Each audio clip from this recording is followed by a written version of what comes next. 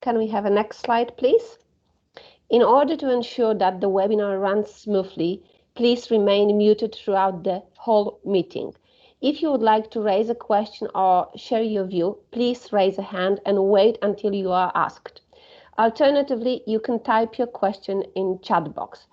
Please prepare your mobile. We will carry some survey using Mentimeter. It's going to be very, very easy, so I strongly encourage you to take active part and use the Mentimeter together with us. Please note that the webinar is recorded. Let's see the agenda of today's webinar. Can I have another slide, please? Of course, we will start with welcome address and with some general information about the program. Then we will have the presentation Why Language Matters. Bia Acevero, Vice President Fleischmann-Hillard, leader of True Mosaic. This is worth to mention that Fleischmann-Hillard is our partner on the topic inclusive language. Then we will have a presentation, Inclusive Language Guide by Standard Chartered, Israel Bryan, Regional Head of Diversity and Inclusion. And the last one will be Say Manager Think Male, the role of female managers in changing the way we act and we think. Nadine Ingelstein, Global Head Diversity and Inclusion from Scheffler. At the end, we will have a short summary. Next slide, please.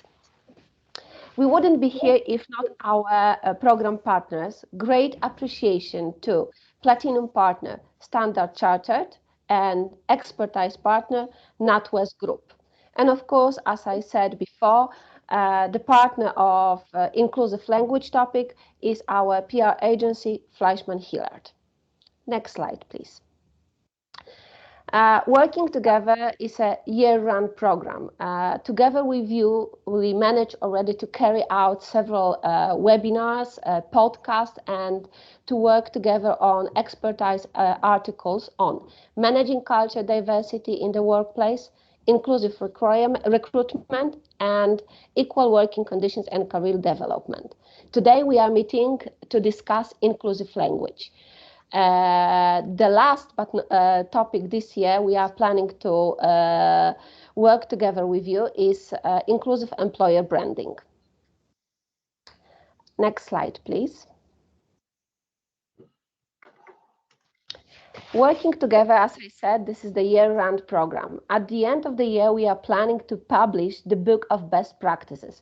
This is absolutely amazing opportunity for you to share your experience, to inspire us, and to share your knowledge and enhance the visibility of your activities within the whole sector. So I strongly encourage you and invite to share your experience in fostering culture of openness and inclusion. Submit your case now. The link to the SurveyMonkey is on the presentation.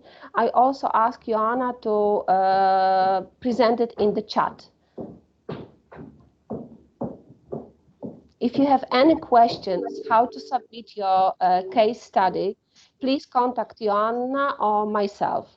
I think this is absolutely amazing opportunity. Once again, I encourage you, and we've been working together for the whole year, and this publication will be kind of a closure of this year initiative.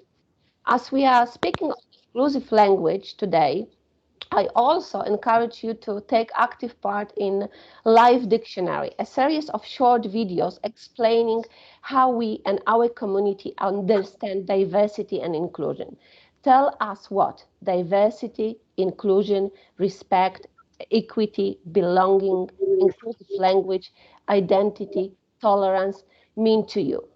The recordings will be published on ABSL profiles, on social media, and on ABSL website. If I can ask you to show us the pilot video to encourage our participants to take active part in our initiative.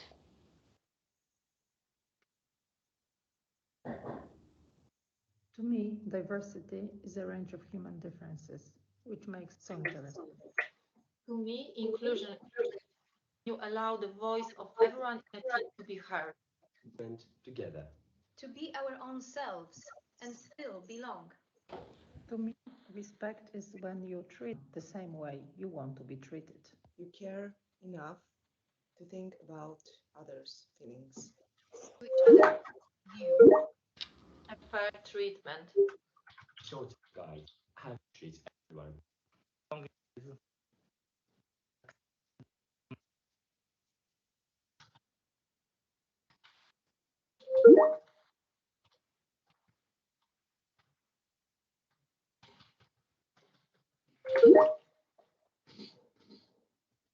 So we did, unfortunately, we did have some technical problems. I'm truly sorry for that. We will send you the link to the video, and the next video might be with you. So if you have any questions, please contact me or Joanna, and I truly hope that next time we will see more videos and more activities from our member companies. Okay, I think it's high time to start our webinar. Let me invite Bia Acevedo from Fleischmann Hiller to share her experience and inspire us. Bia, the stream is yours. Thank you so much. Hello, everyone. It is a great pleasure to be here with you today. As mentioned, I'm a vice president of Fleischmann Hillard in New York. I specialize in corporate reputation, equity, and inclusion. I'm also the co-founder of Fleischmann Hillard's dedicated diversity, equity, and inclusion practice, True Mosaic. And we work with clients across geographies and cultural contexts, right, to bring equity and inclusion to the heart of businesses and the heart of communication. We believe really strongly that inclusive language is a central component of this work. And so I'm really happy to share with you today a little bit more about our approach to that work. If we can go to the first slide, or actually we can, the next slide. There we go. And one more. So as I mentioned, True Mosaic is our dedicated practice. It really is about bringing communications and using communication and language as a catalyst for change. So we can go ahead and dive really straight in this morning. And you're going to see that this presentation is structured around a series of quotes because this is how we approach the workshops that we do. So if we move to the next slide, you'll see this quote here from Desmond Tutu. And it's one that we use often because it speaks to the fact that language, culture, beliefs, attitudes, perspectives are all really deeply intertwined. I will share a small example that I often use, which is that in French, which is one of the two languages I speak, there's no direct translation for the word porch. We have patios, we have balconies, but we don't have porches because houses in France don't have porches. In New Orleans, you might find a porch and somebody sipping some lemonade. So the things and the ideas that we have words for, as well as the things and words we don't have words for, really do reflect the ways that our societies are structured, and they reflect how we relate to each other. If we want to change those things to be more inclusive, then changing the way that we speak about them is a critical first step. One thing that I do want to mention here, inclusion is a feeling, and like every other human emotion, that makes it quite subjective, but it is a feeling that we can cultivate through our actions and through the intention that we put behind those actions. For us, inclusive language work is never about pointing fingers. It's not about making people feel guilty. Rather, it's about these three things that we like for people to have top of mind. It's about creating a consciousness about how powerful words are. It's giving people the tools they need to use language inclusively. And it's encouraging them to want to use those tools and put those habits into practice. We move to the next slide.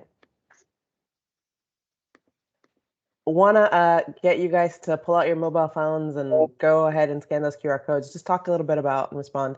How easy has it been within your organizations to start conversations around inclusive language? We'll give folks a minute. Team, keep me honest about how long we give folks to answer these questions.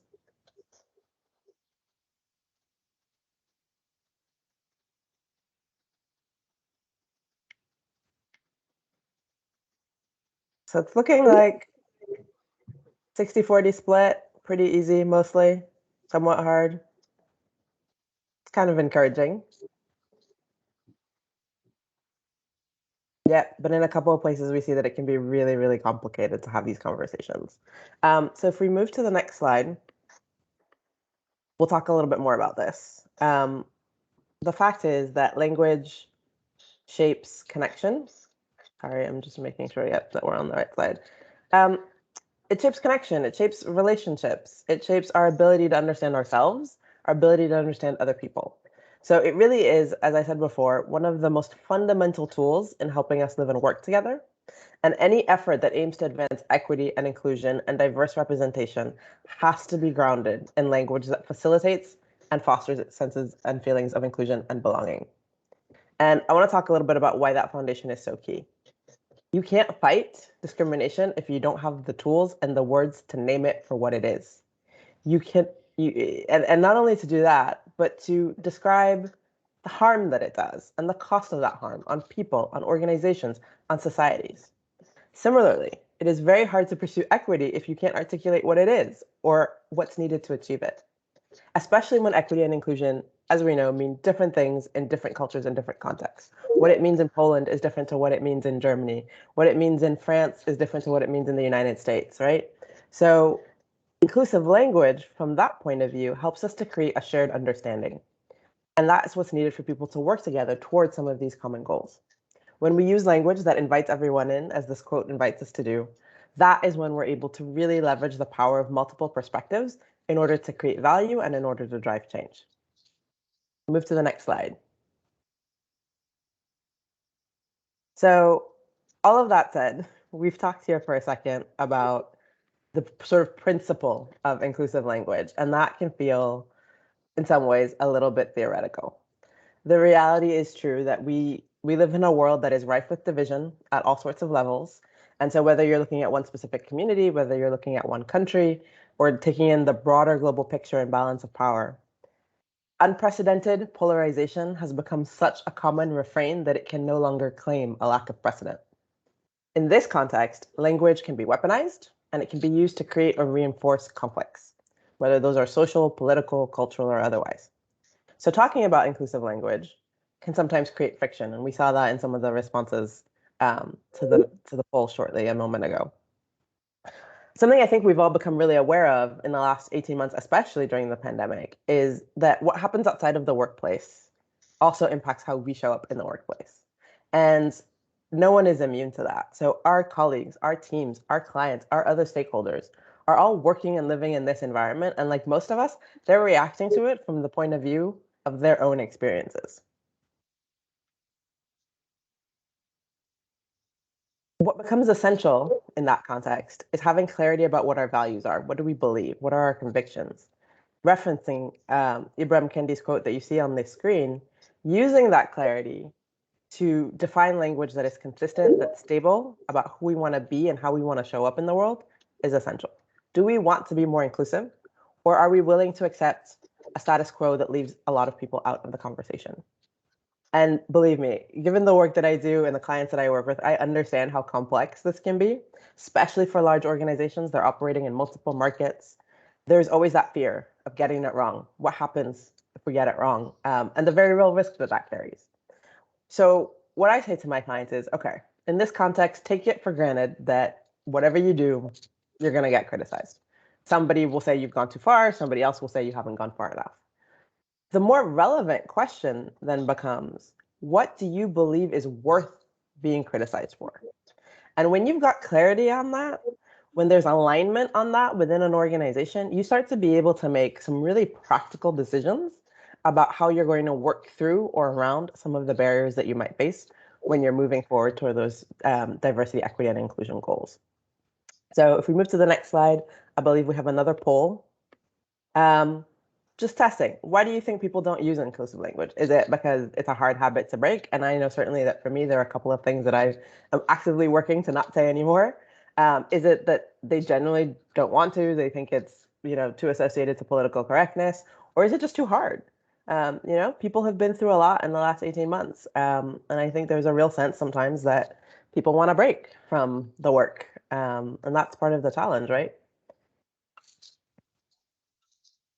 So I'm seeing here for the most part right now, it looks like habit is the number one thing. And I think that really has a lot to do with it, because I think the majority of people, I like to believe the majority of people, really are well-intentioned, right? And it's just a question of, things that are ingrained, things that we haven't stopped to question, and that when people know better, they do better. We'll get back to that in a little bit. So I think that's the good and encouraging news, right? That there's willingness, and it's a question of making sure that people have the tools to be able to break some of those habits and build new habits. So if we move to the next slide, quote from Maya Angelou about knowing better and therefore doing better. I mentioned earlier that for us at FH, inclusive language is not about giving people a list of words and saying, never ever say this, always say that. It really is more of a conversation, which is why we do it through workshops that allow people to learn, and then off the basis of a new understanding about the history and the impact of certain words, make a personal decision about how they as individuals want to move forward. We did create a global English language guide. Our colleagues in Warsaw have developed a similar resource that's focused on Poland and the Polish language. And for us, these are starting points, because not only is every country and culture different, but so is every organization. It depends on the intersection of their business, what sector they're in, what their geographic footprint is. Frankly, it comes down sometimes to the individual people and lived experiences that exist within the organization, particularly within leadership. So as all of you are thinking about what you're going to hear today and what you have heard so far, I would encourage you of that best practice, right? Develop, if not an actual vocabulary guide, certainly some guidelines around inclusive language that are specific to your company. And what I think you'll find is that not only is the final product going to be useful, but even the process of developing it and the conversations that go along with that will help to foster connection and understanding. And I just want to end on this point. Inclusive language, like diversity, equity, and inclusion, is not really a thing that you do. It's a way that you think about all of the things that you do. Language is in constant evolution. That's part of the beauty of it. And it really does give us the power to evolve ourselves and our environments in ways that center equity and inclusion for everyone. I'm going to end with one question, just to get a sense of whether people really believe that when you know better, you do better. Happy to take any questions, but then pass it over to Israel, who I think is going to give us a really great detail on how they've approached this work within her organization. Bia, thank you very much. We still have these noises. Truly sorry for this. Israel, the stream is yours, please. Thank you. So I'm really happy to be here to talk about a really interesting and important subject. So I'm Israel Bryan. I'm Regional Head of Diversity and Inclusion at Standard Chartered. I think we missed out a poll, didn't we? Was there a one last poll we were going to do? Because I saw that was still on the slide. I was hoping that was just 100% agreement that when people know better, they do better, which was going to restore my faith in humanity at 4:24 in the morning in New York. I definitely learned a lot from your slide, Bia, and I'm going to be citing you throughout my presentation. So thank you again for a really, really interesting perspective there. I'll be sharing more on our approach at Standard Chartered, so our approach to inclusive language and inclusive communication. And I think it's important to mention both, because it's not just about the words we use, as Bia mentioned. It's about how we say them. It's about the message we want to convey and whether that message has been received the way we want it to be received. Next slide, please. Next slide. Thank you. So many of you may already know about Standard Chartered, which is great, but I think it's just important to set the context, because we operate in more than 60 markets globally. We have more than 85,000 people who come from 125 different countries and speak 176 different languages. And this context is important because, as you would expect, when it comes to communicating globally, even though our global operating language is English, it creates challenges because across our footprint, there are varying historical, political, cultural nuances that create variations in how words are interpreted, but also in terms of the daily vernacular that people use, how they use the words varies. And so that can make communicating en masse to a large group of people really challenging, which makes it even more important that we're very intentional in how we use our language. Next slide, please. Now, sorry, there's another poll before I carry on. So what I would like to ask you all, just quickly again on mentee, sorry, is does an organisation's attitude to diversity and inclusion and inclusive language factor into your decision making when considering an employer? So how important is inclusive language when you're looking for a company to join? I'm very happy that people have said yes.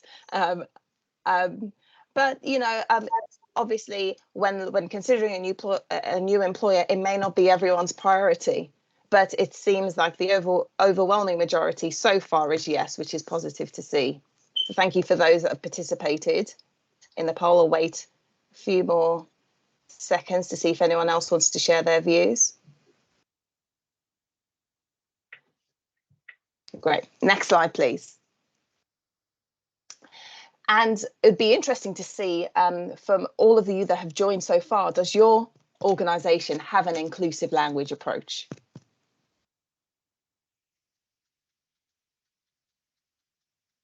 And many of you, you just may not be aware of it. So it's worth asking the question after this call, because it may not be badged as an inclusive language approach, but there may be something inadvertent there. So it's always worth asking the question. Even for those of you that have said no, it may be that it is there somewhere, but it just hasn't necessarily been communicated or you haven't been made aware of it.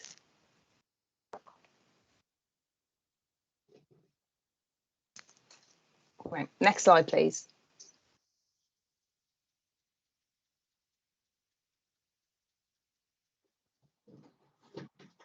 Next slide, please.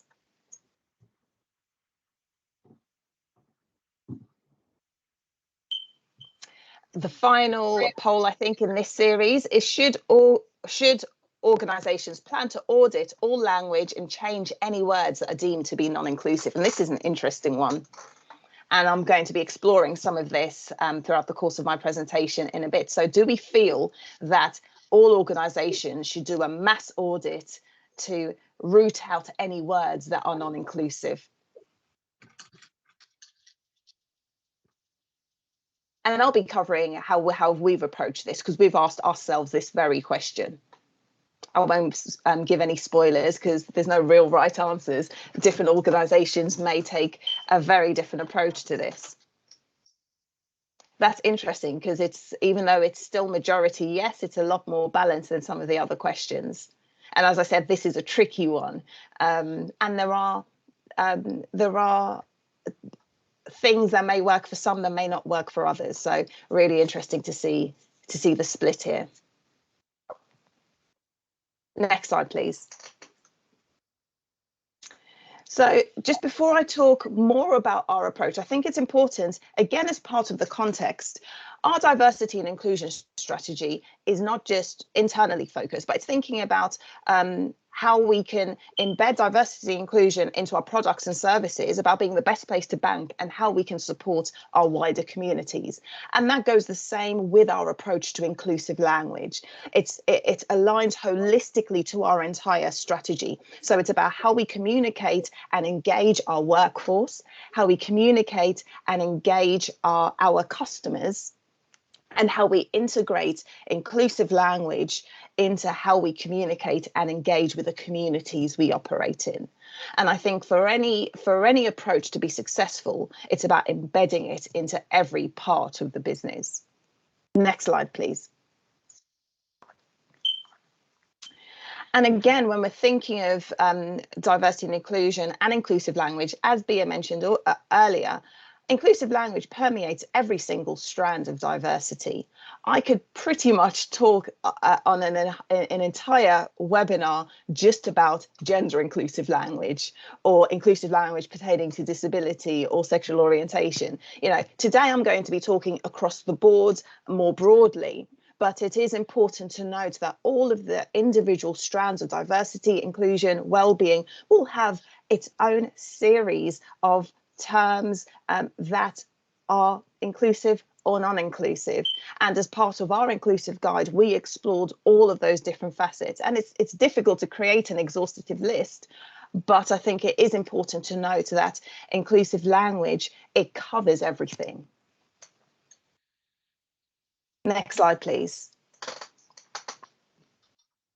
So I'm sure when we were all younger, at some point, we were told to treat people the way we would want to be treated, the golden rule. And that's an important rule. It definitely served me well as I was growing up. But we can all do better than that, because we all identify in different ways and view our own different identities at varying levels of importance. So someone else may treat me in a way that they would be happy with, but I wouldn't be happy with. And so to make someone feel really included, we need to make an effort to treat them in the way that they would like to be treated. So center how we interact and how we treat people around the individual. And that's the platinum rule. It's about recognizing each individual in the way that they would like to be recognized. And this is fundamental when it comes to inclusive language, which, as I mentioned earlier, going back to our context, can be tricky when communicating to a mass group of people. But at its core, it's about recognizing that individuality. Next slide, please. Now, inclusive language, language as a whole, evolves over time, as can societal attitudes. Words and phrases and terms that were used when my parents or my grandparents were young aren't used anymore. Words that I used to use when I was younger, we don't necessarily talk about as much anymore. Words like lockdown, for example, have just become common knowledge over the past 18 months to 2 years. So as society changes, different words emerge. But what we need to remember is some words, terms and phrases become embedded into our unconscious bias and may be used as part of mainstream culture, but can lead to connotations that can be offensive to people. I mentioned at the start, it's not just about the language itself, though. It's also about communication. And inclusive language extends to how we communicate. And non-verbal communicate, even if all of the words we're using are perfectly fine, those non-verbal communications can also be influenced by our unconscious bias and lead to negative micro behaviors and microaggressions. So, for example, someone may be talking to you and you cross your arms or you roll your eyes, or repeatedly mispronouncing names. All of these can be perceived as microaggressions. And in an organization with such a vast array of cultures, an array of different names, where I know I've mispronounced people's names before, but I ask and they correct me, and I make a conscious note to make sure I get it right the next time. And that's fine. And so, as I mentioned at the beginning, it's about making sure that the intention and how we want to communicate always rings true and comes through in terms of however we interact with people. Because the downside of that is that can create feelings of isolation. So these words, or the words and these behaviors on their own may not seem that big, but they can still lead to inclusion. They can lead to people, as I mentioned, feel undervalued, feel isolated, and it just disengages people. And that's where we lead to communication breakdown. We asked this, next slide, please. We asked the question earlier around why is inclusive language important, and would it attract people to work for an employer? And overwhelmingly, people said yes. But here are some few insights from a survey that Deloitte ran a few years ago, around how inclusive language can have positive effects on people. It can make people and individuals feel included, valued, and empowered and able to bring their whole selves to work. So employees working for employers that are perceived to have a diverse workforce are more likely to want to stay. We know that visible role models are important, but what makes a difference is that consistency in behavior. And that's about how we communicate, the words we use, how we use them. Millennials, Generation Z employees may often feel that, according to this survey, that business leaders are not truly committed to creating the culture. It's just part of their D&I strategy. But as I said, it's about senior leaders role modeling this, and the behaviours of senior managers directly affect employees' sense of feeling included. Next slide, please.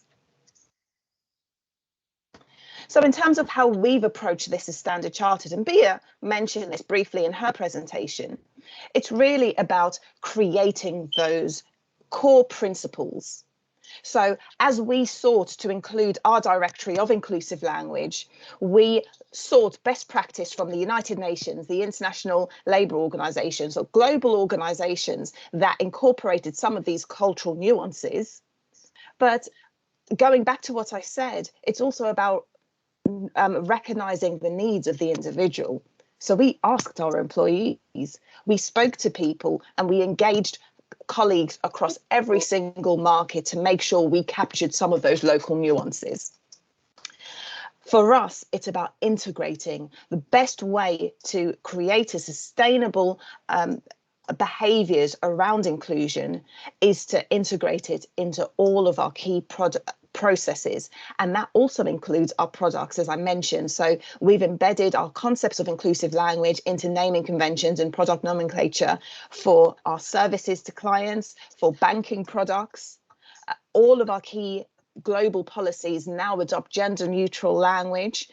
So instead of talking about maternity and paternity leave, it's parental leave, and so we're trying to really roll out that sense of inclusion across the board. And we partner with the business to look for other areas where we can incorporate inclusive language into terms and conditions and into other practices. And then finally, when it comes to empowering colleagues, it's really about upskilling our people leaders, our managers, to role model these behaviours and create that iterative environment where people can provide feedback. And if we've made mistakes, if anything has gone wrong, we can make those changes. So everyone takes that collective responsibility. And by integrating this, that's where we've been able to build a range of different measures. So where we look at things like levels of engagement from an internal perspective.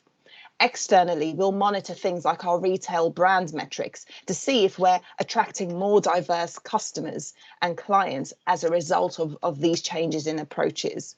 So depending on what your objective is, there's a whole stream of different metrics you can call on.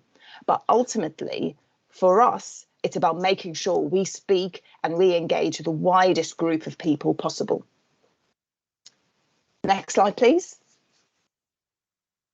So just to wrap up now, so we've developed a whole range of toolkits and resources and guidance, and our whole inclusive language approach has been put into an inclusive language guide, which is available to download on our website. But there's a whole range of other toolkits that also include directories and guidance around inclusion pertaining to a whole range of different diverse groups, whether it's conversations on race, whether it's disability confidence, or whether it's transgender inclusion. All of the different guides we have on our website relate to inclusive language in addition to some of the broader topics they cover. So if anyone just wants to have a starting point, I urge and encourage you to take a look and see if you can pick up and make it your own, because as Bia said, it's about tailoring any approach to your own organisation. One size fits all never really works. Next slide, please. And just the final thought I'd like to leave you all with is just it's for the senior leaders within your organisations to drive inclusion. Yes, it's about collective responsibility. We all have a role to play, but we know that senior leaders have a pivotal role, because they lead from the front and set the tone. So it's about role modeling those inclusive behaviours, expanding your own language skills, remain informed as times change and as things become not acceptable. Avoid making assumptions, because often the language we use can derive from assumptions and stereotypes. It's about challenging those behaviours. Challenge doesn't have to be a negative word. We can constructively challenge and encourage each other to do better. and continue to drive those constructive dialogues on all areas of D&I, because the more we can engage each other into open conversation, the more we can all learn from each other, and that's how we can show those visible signs of support. So the question to you all, which isn't a poll, but I would just leave you all to reflect on, is what do you commit to doing? And I think that's the end of my deck. Thank you. Thank you. It was absolutely amazing. And I just want to remind that Bia and Israel are with us, so you can use chat to comment, to ask them questions, which I strongly encourage you to do. And the last presentation, it's going to be a Schaeffler perspective on inclusive language. Nadine, the stream is yours. Hi, everyone, and thank you so much for the first two presentations. And this was really amazing. And now I'm getting nervous, actually. Let's see. So my name is Nadine, and maybe we jump to the agenda. That makes it easier to follow. I'm responsible for diversity and inclusion globally at Schaeffler. I joined Schaeffler 4 months ago only. I have a consulting background and I focused on leadership, advisory work in diversity and inclusion. So many of my examples will come also from my previous step. And when we, I think this is, when we jump to the agenda quickly, yes. So I now want to talk about one of the many groups that are affected by non-inclusive language or communication, women. After we heard now from the previous speakers how we can communicate more inclusively and why it is so important and how companies can tackle this, I want to speak about persisting gender stereotypes and how they are reflected in our language, actually, and in our thinking. So even with more women entering the workforce of companies globally and taking over very senior top management roles, we do not see a significant change in the phenomenon. Think manager, think male. So anytime we think about manager, we think about male persons. This was already observed in 1996. The Queen Bee syndrome, which I want to cover next then, is one of the many answers to this, why this is the case. And finally, I want to look with you at concrete ideas how to change our behavior together with our language to create an inclusive environment. So when we jump to the first slide, let's have a quick look at the left. This is a short riddle, and many of you might know this and know the answer, but maybe there are some people who don't know it. And if you don't know it, and just take the time and read on the left what is written. A father and son are in a horrible car crash that kills the dad. The son is rushed to the hospital. Just as he's about to go under the knife, the surgeon says, "I can't operate. That boy is my son." So how is this possible? If you know the answer, you can type it into the chat.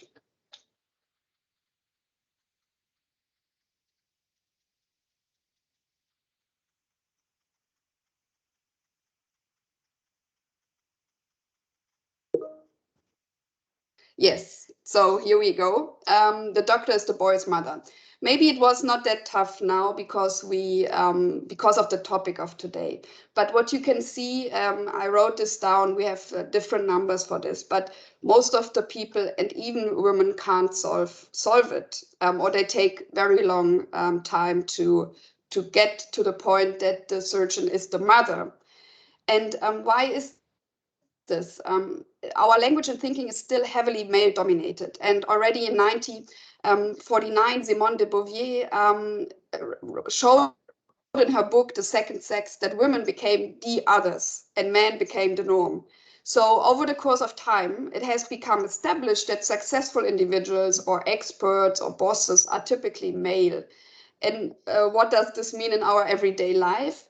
The recent McKinsey report, Women in the Workplace, showed that women are more likely than men to have their competencies questioned and their authority undermined. And women of color and other women of traditionally marginalized identities are especially likely to face disrespectful and othering behavior. So in some parts of our world, the language is part of the problem, but it could be part of the solution, as we saw in the previous presentations. I would just want to have a quick look at the German language. We predominantly use the generic masculine when speaking about groups or in general about a profession. So there could be a group of 20 female CEOs, not that we would have that many, but if we would have that many, and 10 male CEOs, we would still use the generic masculine to speak about the group. So now we have a huge public discourse about a gender-sensitive language, and our language could, as I said, become part of the solution by becoming more gender-sensitive and working against the gender stereotyping in our brains. So in many other languages, we see similar structures and problems. Maybe you have the same in Polish, just someone said it, yeah.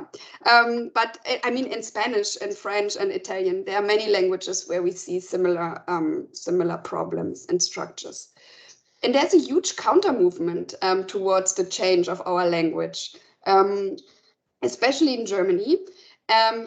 And also within the groups that are actually affected by non-inclusive language. So in Germany, we have a lot of female managers also saying, no, we don't want gender-sensitive language in our company. So at Harvard University, the research of Professor Brown has revealed that language influences reality. And together with a research assistant, Professor Brown went into a zoo for an experiment with lions. Okay, stop here. And now this was an experiment by myself. I made Professor Brown up, but hold the picture. How did you picture Professor Brown in your head? I tried this with our trainees here, and they all had a similar picture of Professor Brown. Now, you can type it into the chat if you had one or not. This is up to you, but most people would imagine that Professor Brown is a male white person. And the assistant sometimes came up as a woman. So this is, yeah. This is something that works in our brain, and we can't steer. This is unconscious bias and gender stereotypes that kicked in here. So this is already the case in school or kindergarten, where my son thought it would be impossible for a woman to become a pilot or to drive a truck, even though I use gender-sensitive language when I read books to him. But there are really studies showing that language is affecting reality. We heard this before, and this is why it's no big surprise that some women started to copy typical male behavior because they thought this is needed to become successful. So let us jump to the Queen Bee syndrome. Let me quickly. Are we? Oh yeah, sorry. Good. This describes a kind of assimilation, but let me get this right. I'm not saying that all female managers or all successful women are showing this behavior, and the 3 typical behaviors on the left are also not related to each other. So sometimes we might show them, sometimes we might not. It depends on the situation. So it is not that we can observe all female managers being like this all the time, not at all. And especially it also is observed by other underrepresented groups that experience discrimination, for example. So they show some kind of self-group distancing. And this is something that the Queen Bee syndrome is describing. And we also see that with moving up the organizational ladder, these behaviors become more frequent. So this is probably because there are less women up there, there are less people from underrepresented groups in a company up there. This is why we see this behavior as more frequent. So I did some research and a case study with a division of a DAX company. And this division had reached gender parity on board level, which I thought was amazing. And the CEO of the division was female. So I assumed that we could observe some reduced gender stereotyping on the levels below the board, and that junior women would progress equally to their male peers in the organization. But actually what I observed was the opposite. There were no female networks, no mentoring programs, no HR policies that would especially support female talents, for example. Despite executive board, the share of female managers was comparably low as in any other organization that I checked. So in my interview with the CEO and female top managers, it proved true that they legitimized the existing gender hierarchy. They denied that there are any additional obstacles along the careers of female talents. And none of them thought it would be helpful to become a mentor or to help other women. So the general thinking was, if you are too soft to get up here, you're not as good as I am. And this is what we see when we speak about the queen bee behavior. So we need female top managers or successful women, let me put it like this, to speak about their experience, to be open, to say it can be hard, it can be tough to get your competencies questioned far more often than your male colleagues, and that the storytelling is an effective tool, putting it into your communication. So let's listen to these stories, tell your own stories. And this brings me to my last slide, what we can actually do. And it starts with yourself. Yep, can we jump to the last slide? Yes, thank you. So it starts with yourself, with self-awareness, I would say, spotting your own biases, spotting your gender stereotypes that are in your head, that might be also reflected in your language when you speak, when you communicate. But the good thing is that we can team up. So allyship is for everyone, and you don't have to be a woman to become an ally. But what we see is that not a lot of women actually build allies or network the way a man did. So Rosabeth Moth Kanter wrote in her book Men and Women of the Corporation in 1977 that with a critical mass, member of a minority group can become allies and form coalitions to ultimately affect the culture of the group. So with more women entering the workforce and moving up the organizational ladder, we can become allies and change the culture of the group. So the first step is to allow yourself to support other women. And why am I saying this? Because sometimes we are afraid to do so because we might be perceived as feminists, and feminists have bad images in some parts of the world, and especially feminists in very homogeneous company environments have bad images. So let me share a short story from myself when I was a teenager. My best friend, and he still is my best friend, was a boy. And I often said things like, I'm not like other girls. I'm easygoing, I'm fun, I don't like handbags. So, but what I was actually saying that is there is a prototype of a girl, and I distance myself from this prototype, and I even made disparaging comments. But there is no prototype of a girl or a woman or a man or a boy. We are all different, and we are all in our own ways easygoing and fun. It just is, it's a matter of perspective. So maybe some people thought that I'm not fun and I'm not easygoing. So this is kind of where my journey started, to realize that I'm distancing myself from other women. And I started to be not afraid of saying that I think to communicate about successful women, to integrate them into my communication, and to speak about them. Using an inclusive language, speaking honestly about challenges, and most importantly, I think speaking up when you observe discrimination or non-inclusive behavior are the most powerful instruments that we have. And additionally, we have the visual communication, which is also not always inclusive. So when we see picture of non-diverse teams, mainly men, so it reinforces our gender stereotypes. So we need to make sure that we show diverse groups and that we not show people in typical ways, like women sitting around a man who stands up, arms crossed, looking like a very strong person, and the others are surrounding him. This is counterproductive. It will reinforce our thinking. And behavioral change also means time commitment, and this is the easiest and the hardest at the same time, I would say.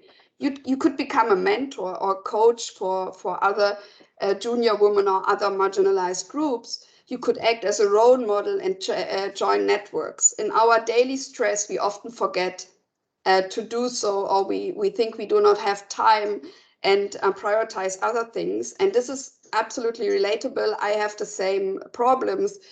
So maybe short reminder help us to rethink and say, okay, what could I change in my everyday life to become more supportive and foster an inclusive environment? Just a quick look at Scheffler. What we are actually doing is that we have women mentoring programs, different ones. And the start was not easy. People were not convinced that this would change anything. For the mentees, it changed something for the mentees and for the mentors. And I want to share one aha moment of our regional board member. I love this. He said, my biggest aha moment was when, that she, so his mentee, was facing challenges that I did not even think about during my entire career. So she had everyday life challenges, and he was a very senior person. He didn't even experience this once in his career. So he really started thinking of what could I change in my communication, in my behavior to make it more inclusive. We also have a women network, and they meet up, like a small group of them meet up every 2 weeks for lunch. They have open conversations. Sometimes they invite a speaker, but I think most importantly, they create awareness and they share experience and encourage themselves.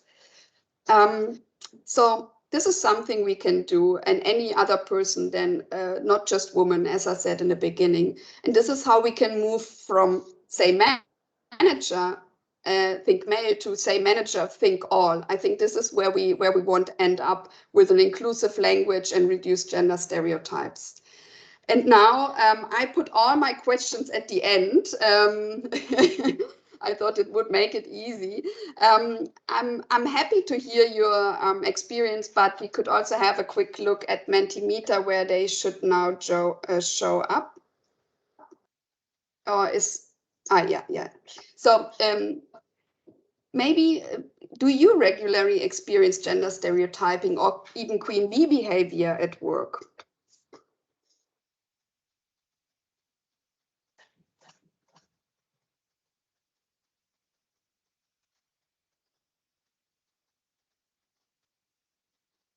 Oh, wow.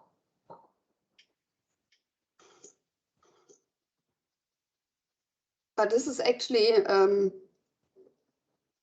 okay, now it's changing. I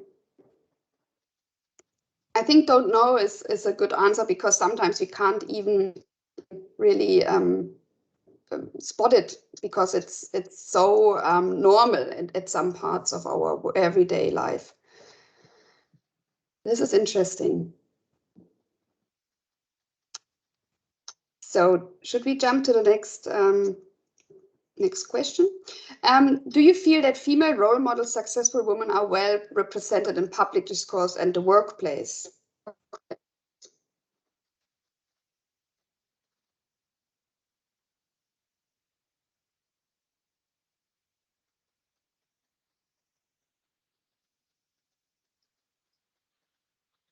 Okay, yeah, this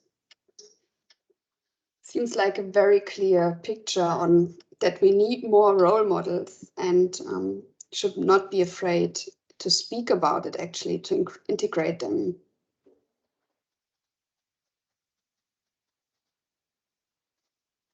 The interesting thing is, how do we encourage also people to become a role model, or to speak about this? Yeah.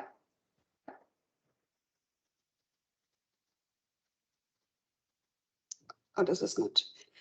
So the last one, I was wondering, you can't really see, right? But how you foster allyship. If you can have tips and tricks, like maybe small hints, something that we didn't think of in the presentation, or that helped you a lot.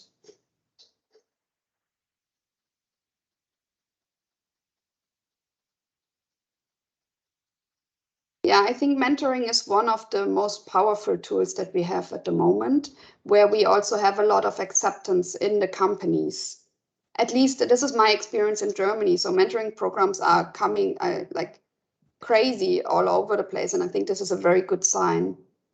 The content of leadership programs is also very important. We now have, and I'm very proud, in every leadership program a D&I module, and where we talk about this. And this is very, very important, especially for the future leaders, if we want to see a change. Sponsorship, yep. This is also a tough one for men to sponsor female talent sometimes, but I think they are not as afraid to be perceived as a feminist as some top management women are. And I think it's relatable that we are hesitant sometimes.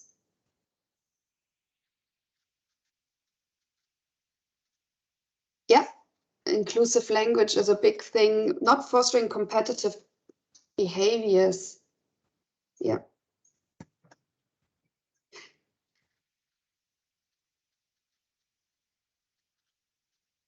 Mm-hmm. The not paying attention is easier said than done, I would say. But this is something I'm also working on. Great.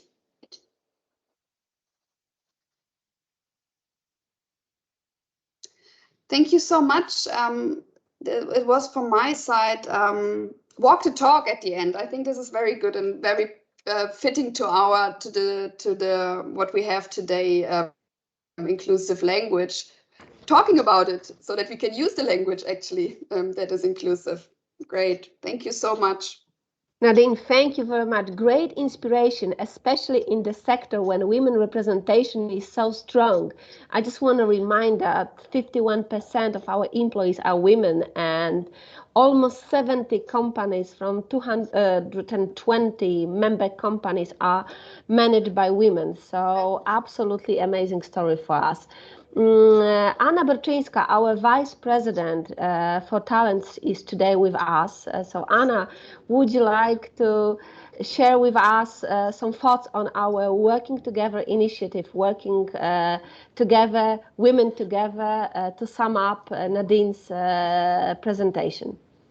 Absolutely. Thank you so much. I just wanted to add one thing. It's almost 100,000 women working in the sector, according to our latest report. So it's really like a huge voice of the sector here.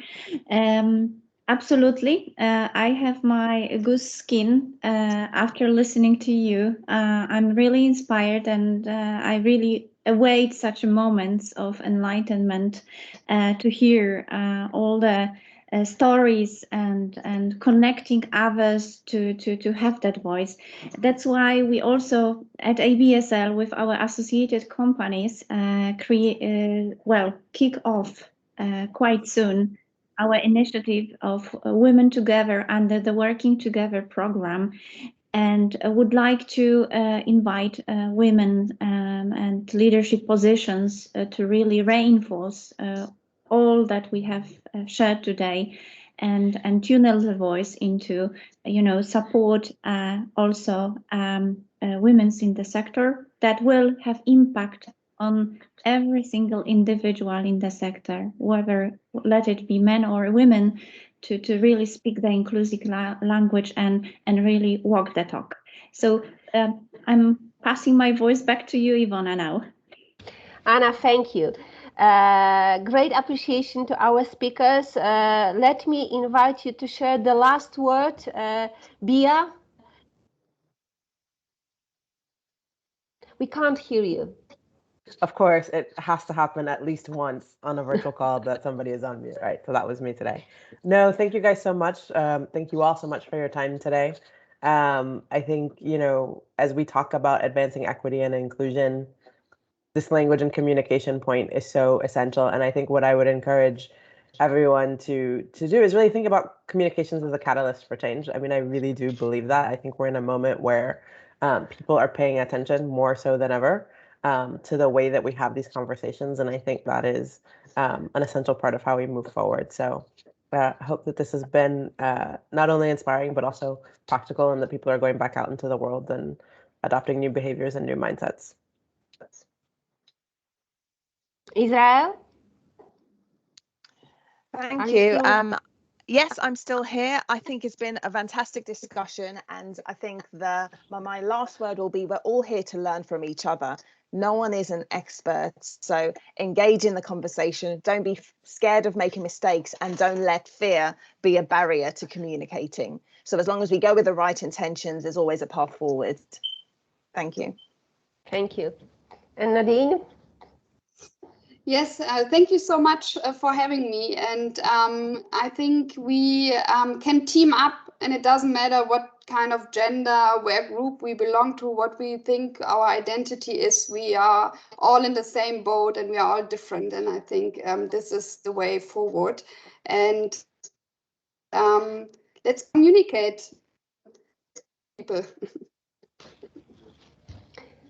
Thank you. So once again, I would like to say that we wouldn't be here today if not our program partners. Great appreciation to Platinum partner, Standard Chartered, and our expertise partner, NatWest Group. And of course, Fleischmann Hillard, inclusive language partner. Once again, I would like to remind that this is the knowledge sharing and inspiration session, so your input is crucial for us. So engage yourself, send your case studies to our white paper and also live dictionary. And if you have any questions, please contact myself or Joanna Lulek. So thank you very much again for this inspiring session. Thank you, our distinguished speaker, for sharing your experience and inspiration with us, and have a great day. Thank you.